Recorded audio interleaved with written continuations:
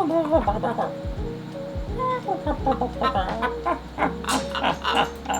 going, boys and girls, and welcome back to the channel. Now today we're going to be switching things up a little bit.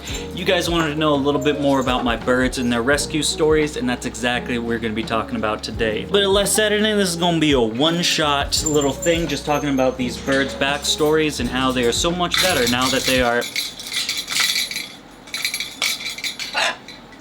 with Dakota. This week we put out beautifully edited masterpieces, but this is not, this is uncut. Starting with number one, we have someone that's real excited about the camera. Come on, come on, come on. Yeah. Maybe she ain't coming on. We'll give her a second. Just be patient, hang on.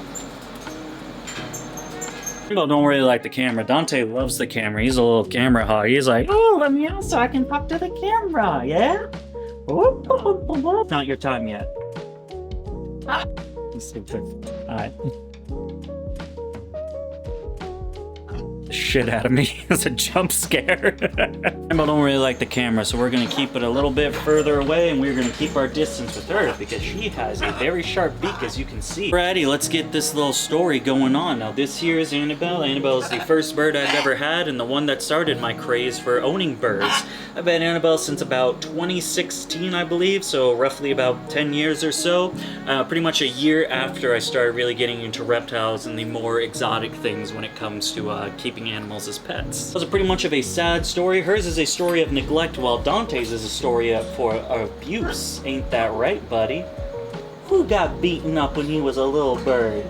Who got beaten up a lot? It was Dante, very sad. So, Annabelle's stories when I was working at a local pet store that had birds a part of it, and I was really interested in birds. I didn't really know jack shit about birds. You know, I was a kid owning about one bearded dragon, a couple crested geckos, I think at a time, maybe a red-tailed boa as well. A very low quantity of reptiles and then no bird experience whatsoever. I'd go in the back room and play with all the birds because, hey, that's one of the perks when you work at a pet store. God knows this is not the pay that you stay there for. That's when I saw Annabelle, a completely naked bird, much like now because of the big move. However, she looked a little bit worse. There was no feathers along the back. I know.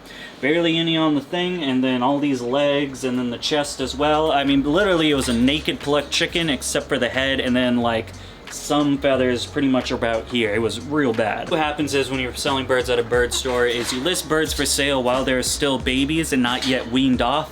Customers are able to put a deposit on those specific animals. They wean off with us, and then once those animals are weaned off that food and onto solid food, usually around, well, it really depends on what species we're talking about. At that point, the bird will be able to go home with you. And that's what happened with one particular African gray. Not this African gray, but a different one. The customer would take the African gray to play with it. You can have visitation hours, play with your bird, blah, blah, blah. Sir. Come on now. Come on, we're talking sad stories. You don't need to ring the bell of distrust. What you distraught about? Come on. Let's get back to it. Come on. See, what this customer do is he would visit with his bird and then also take Annabelle out to play with. Now, if you guys don't know, birds bond with people, much like, as you can see, Dante wants to be with me, and believe it or not, Annabelle also does very much love me. She just has more of a hatred towards this camera than she does an affinity for me, apparently. And of course, when those two little dudes are babies, are playing together, they're playing with this guy, this bird has seen this guy like a couple of times a day, 3-4 times a week. Not a couple of times a day, 3 or 4 times a week, and so on. Brother. I'm taking those visits are very fun for Annabelle. However, those visits are gonna end eventually due to the fact that that animal is going to wean off food and that African gray is going to go with its customer.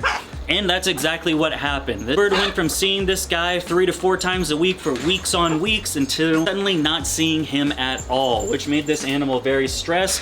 African grays, don't do it. God, you make my job hard, you know that? You know? I saved you from a family that beat you. I give you life, coconuts, wood, good nuts, and you pay me back by making my job difficult and screaming at the camera and then doing that. Do you have any shame? Nothing? Yeah? I'm sure not, yeah, I know. Greys are very intelligent and a very sensitive animal, and due to the stress of seeing this person that that animal would bond with to then not seeing it whatsoever, definitely played a big psychological role and took a toll on the animal. And usually when they do that, they'll start inflicting that with what you see here, plucking. Wow, what is plucking? It means they pluck their feathers out. Come on, Einstein, let's put 2 and 2 together. So she did that. Now, a bird that looks like this, or well, she looked worse before, it can't go on the show table to be sold. So I ended up finding Annabelle in this exact cage, actually, in the back room with nothing. It was like a dark room. It was, you know what? It was kind of like this. Hang on. It was kind of like this, pretty much. And then she had like 1 UVB bulb on her. So like this dark, dimly lit room with, she's getting PTSD flashbacks from it. Like this is pretty much how I found her. Less feathers. I know it's hard to imagine, like less feathers than that, but believe me. Did she know at 2 years of age, their savior would finally come to her? Me. That's right, even though I had absolutely no bird experience whatsoever, I was gonna take on a sensitive case as this rescue African Grey. Get birds, they said. It's a good idea, they said. I did what any practical owner does, not the ones that just impulse buy stuff and don't know how to care for it. I researched, and during that time researching, I took this animal out pretty much every single day during my opening task. So she would just hang out on my shoulder or my arm or something like that, and I would miss. Annabelle was not a... You know what? Fine. Here. You win. No, you win. You win. All right. Congratulations, Dante. You're the winner.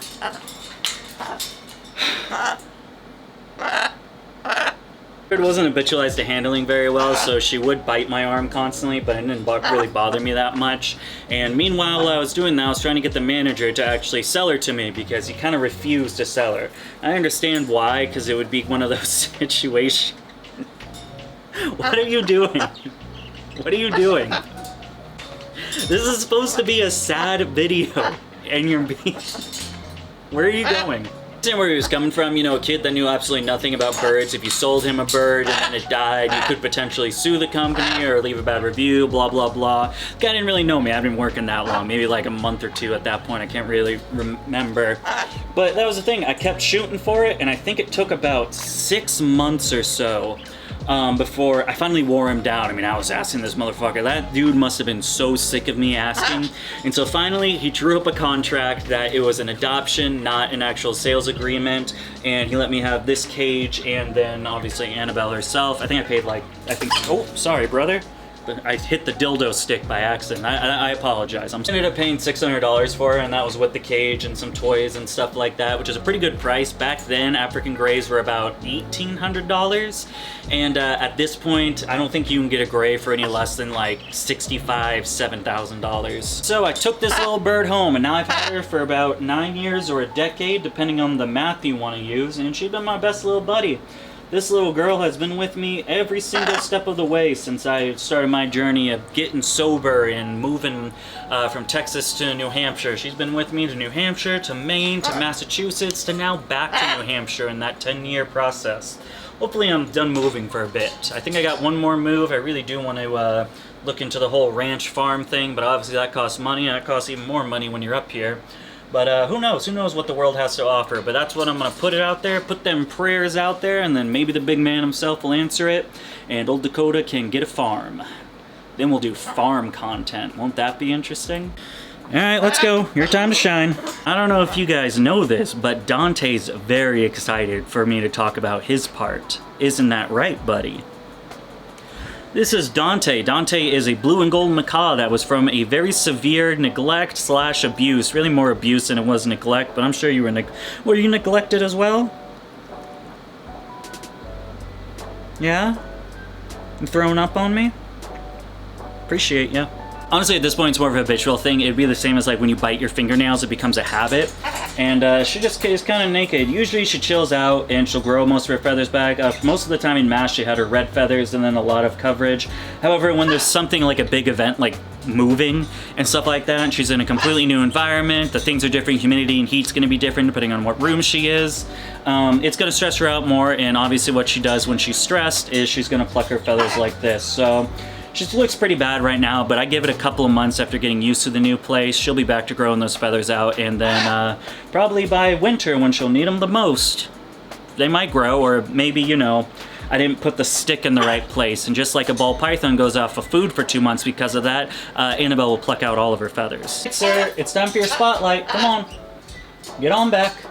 Let's go. No, you're close. Come on. Bring her on back. Yeah. Bring her on back. Let's go. Step up. Oh, you're close. You're close. Let's bring her on back. Come on now. Yeah. Yeah. Yeah. You're close. Come on. Step up. Come on now, little doggy. Come on now, little doggy. Come on now, little doggy. Yeah. Yeah. Oh, close. Close. Are you seriously not coming down? Not even for a... I didn't realize the camera was pointed that way. Not even for a Scooby snack? Come on now. What is it? What is it? Cracker? Good bird. There you are. I mean, it ain't a cracker, but you know. Put all those debris on me. I appreciate you. I like hearing what he could potentially do to my bones right next to my ear. That's a fun thing. Where are you going? Am I not interesting enough? Jesus Christ. Dante is a blue and gold macaw. He is roughly 12, 13? He is somewhere around 12 or 13 years old. I got Dante when he was about a 5-year-old bird. He came from a major abuse situation. They would beat on him, scream at him, and just do a lot of not nice things when you are supposed to care for animals, and instead you beat on them. That's you shouldn't do that to birds, even if they're Dante. Still shouldn't beat them. And so when I found Dante, I got a call because I was in the market for a macaw. I've had the gray for a while, and I kind of wanted to move stuff up to a larger bird. And I actually got a call from that manager that wouldn't... I had to convince to get Annabelle. He was like, hey, you want another challenge? And I'm like, yeah, sure. Or maybe I asked him, I was like, hey, do you know any sanctuaries that have macaws? I'm looking into getting one. And he was like, oh, I got one for you. And once again, they just had this dude in the back. No one could touch this bird. This bird was like incredibly cage defensive, like will actually break your bones. This is about 8 years of work where I trust him with like moving around on my fingers and holding my fingers in his mouth. Back in the day, he would have absolutely broken bones if you gave him the chance. The wood crack. That's it. And that nail. Brother, that nail. Stop leaning, it hurts. Come on. There you go. Appreciate you. God, it's only been a month since their nail trim, and it's... Stop leaning! Bro, you're fat. You're fat and your nails hurt. Dante gets a different kind of abuse over here. It's fat shaming. Bro, you're heavy. Stop leaning. Why are you leaning?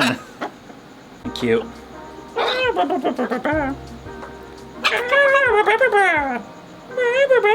See, back then I wouldn't be able to do this whatsoever. Like, he would like immediately maul me, but now I can get him scratches.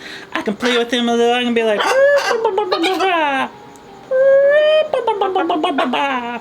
yeah? Yeah. Anyway, first got into contact with Dante. It took me about 2 weeks to be able to get him out of the cage. What I would do is I would hold a Java wood stand near him. He would viciously attack that Java wood, and then I would swoop him from the back like this, making him get up, and then I would hold him really far away like this, because I mean, this is an animal that can do some real bad damage. I have about 5 or 6 scars across my body through Dante and what he's done. Actually, this moth tattoo, you can still see to this day. He bit me so deep that the ink actually disappeared from this tattoo. So this moth has like just this about 2 centimeter large hole in it where there's just no ink anymore, because I don't know how far you gotta bite to get ink out of a tattoo, but he was able to do it with very much ease. I got a couple on my stomach, one on my chest, and then on my back shoulder as well, from him biting the ever-loving shit out of me. This was a bird that did not like people whatsoever. It took me about... I would say it took me about 2 years to build some sort of relationship and some sort of trust with him, to the fact that I could easily get him to do stuff like, step up. Brother, come on. You step up? It took about a year to get him to do this. And be able to do it like coherently, where I'm like not afraid he's gonna bite me. I don't even have to look at him, just show him the arm and he'll come back up or anything like that. Big difficulties that we had to overcome was the fact that this is a male macaw. If you guys didn't know, now this isn't a 100% all the time situation, but the good rule of thumb is opposite sex will like the opposite sex of the bird will bond with that person better or prefer that person. And God, that's true. Annabelle loves me and she's hated. Are you plucking right now? Annabelle loves me and has hated every one of my girlfriends that I've ever brought near her. All right, you can go back. And Dante tolerates me, but fell in love with any girlfriend I had after like a week. You know, I've had this animal for 8 years of his life. I trained him to be a good bird and not fear people. And I've also taught him to not break in my windows by biting them. Sir? Yeah, any girlfriend I would have, like within the week, he'd be like, fuck you, I like her better. And then he would try to actually keep me away from them. So if we were both around and he was out, he would like stay on her 24/7. Then he would charge at me and try to get me to go away. It definitely was something. Yeah, I've had him now, like I said, about 8 years. He's 13. I've had Annabelle for about a decade, so they're like around the same age. I think they're a year or two apart from each other. So, I mean, I don't have the exact, you know, my memory ain't what it used to be, and I've been doing a lot of stuff for a long time, so I can't exactly remember the year they were born. Honestly, I hope Facebook memories kind of tells me around what year these birds are around from when I started taking pictures of them. Got it, boys and girls, a little babble section of some very sad stories, but now a happy ending because it's with birds. Yeah, you guys wanted to hear about their stories, and those are the stories. Now when people are like, what's all that fucking racket in your videos? Well, you got this video to showcase it. You guys so much for taking the time today to follow us over here at Dakota Blue Exotics. I don't have any other bird videos to show you guys, so I don't know what these things are, but I'll put them there either way. As always, wait, I said, this is where we end the video. You want to say bye, Dante? Say bye-bye. Say bye. Anything. Okay. Okay, goodbye.